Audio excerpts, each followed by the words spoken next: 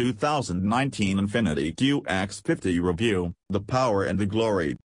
All the talk has been about the peppy VC turbo 2.0-liter four-cylinder engine, and rightly so. It's very clever. However, there is a pretty good mid-size premium SUV attached to it too. With stricter regulations on emissions and the pressure to improve fuel economy growing by the day, the automotive industry has been scrambling to adapt to new laws that are being enacted worldwide. As a result, we are seeing more and more car makers head down the electrification, hybrid route. It would appear that the end of the internal combustion engine is nigh, but it isn't about to go down without a fight. In fact, it might have just been given a new lease of life.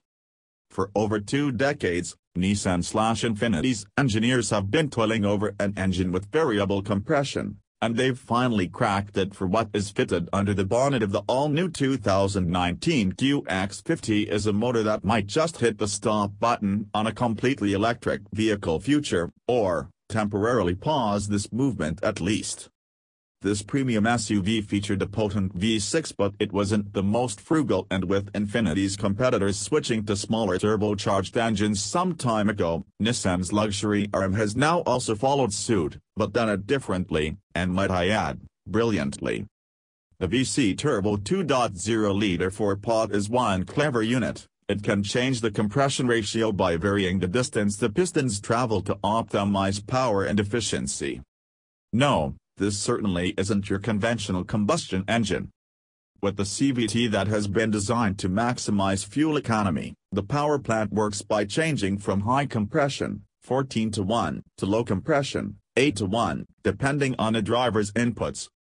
High compression for efficiency, low compression for performance. It produces 268 horses, 380 Nm of torque and drinks 8.7 liters per 100 kilometers.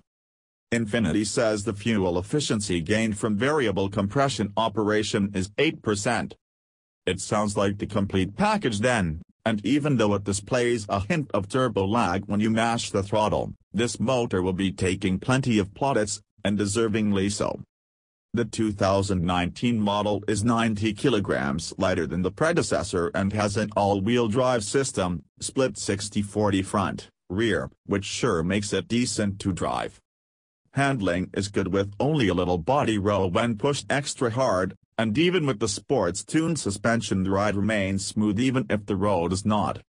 The paddle shifters behind the steer-by-wire steering wheel allow you to control the 8 simulated fixed gear ratios in the CVT, and this makes driving that bit more engaging.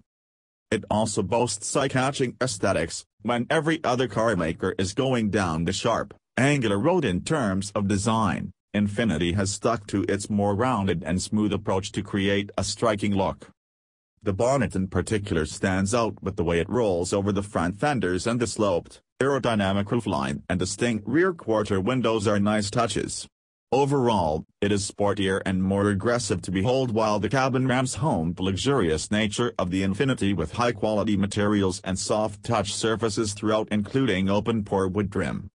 Our tester came in a white semi-aniline leather interior with the seats finished with quilted stitching and packed dual-zone automatic climate control, panoramic sunroof, Bose audio system with 16 speakers and driver aids including adaptive cruise control, rear cross-traffic alert, a head-up display and lane departure warning.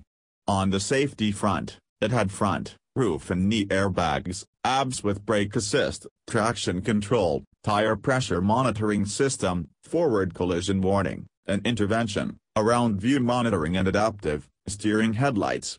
Basically, the lot, including a cargo area that expands to a whopping 1,822 liters when you fold down the rear seats. Clearly then, it has plenty to shout about, and that it's before you get to that fancy motor.